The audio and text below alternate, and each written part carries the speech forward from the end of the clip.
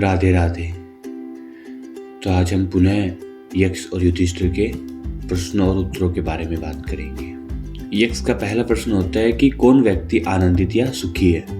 इस पे युधिष्ठिर बड़े ही सरल भाव से बोलते हैं, हे जलचर, जो व्यक्ति 5वें छठे दिन ही सही अपने घर में सब्जी बनाकर खाता हो, जिस पर किसी का ऋण ना हो और जिसे परदेश में ना रहना पड़े, वही व्यक्ति सही मायने में सुखी होता है।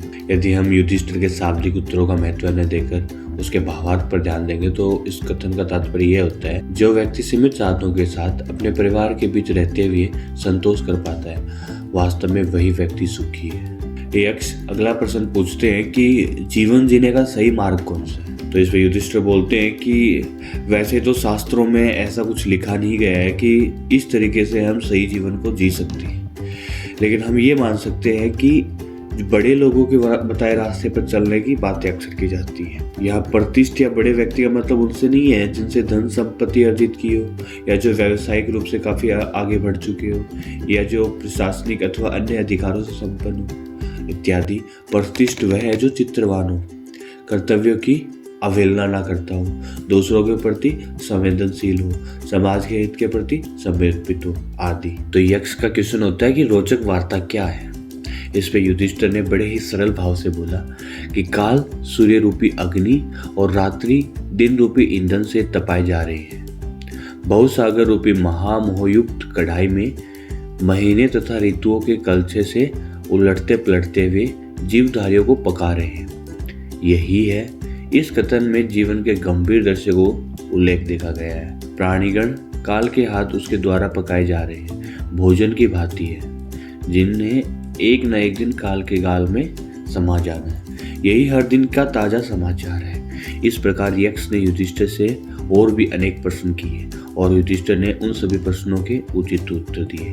इससे प्रसन्न होकर यक्ष बोले, हे युधिष्ठिर, तुम धर्म के सभी मर्मों को जानते हो। मैं तुम्हारे उत्तरों से संतुष्ट हूँ, अतः मैं तुम्हारे एक भाई को जीवन दान देता हूँ। बोलो तुम्हारे किस भाई को जीवित करूं। युधिष्ठिर ने कहा, आप नकुल को जीवित कर दीजिए। इस पर यक्ष बोले, युधिष्ठिर, तुमने महाबली भीम या त्रिलोक विजय अर्जुन का जीवन दान न मानकर नकुल को ही जीवित करने के लिए क्यों कहा। इस पर युधिष्ठिर ने बोला, हे यक्ष धर्मात्मा, भीम और अर्जुन की माता कुंती थी तथा नकुल और सहदेव की माता माद्री।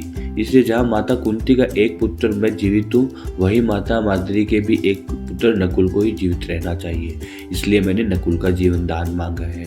युधिष्ठिर के वचन सुनकर यक्ष ने प्रसन्न होते हुए कहा, हे वत्स, मैं तुम्हारे विचारों से अत्यंत ही प्रसन्न हुआ हूँ, इसलिए मैं तुम्हारे सभी भाइयों को जीवित करता हूँ। वास्तव में मैं तुम्हारा पिता धर्म हूँ और तुम्हारी परीक्षा लेने के लिए आया था। धर्म के इतना कहते ही सब पांडव ऐसे उठ खड़े हुए जैसे कि गहरी नींद से जागे हैं। युधिष्ठिर ने अपने पिता धर्म के चरण स्पर्श कर उनका आशीर्वाद लिया। फिर धर्म ने कहा, वत्स, मैं तुमसे बहुत ज्यादा प्रसन्न हूँ, इसलिए तुम मुझसे अपनी इच्छा अनुसार वर मांग लो।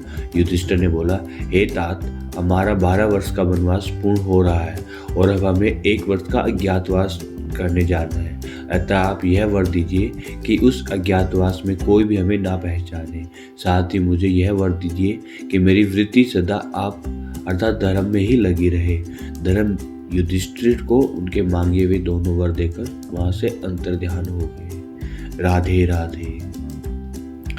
हरे कृष्णा कृष्णा कृष्णा हरे हरे, हरे राम राम राम हरे हरे।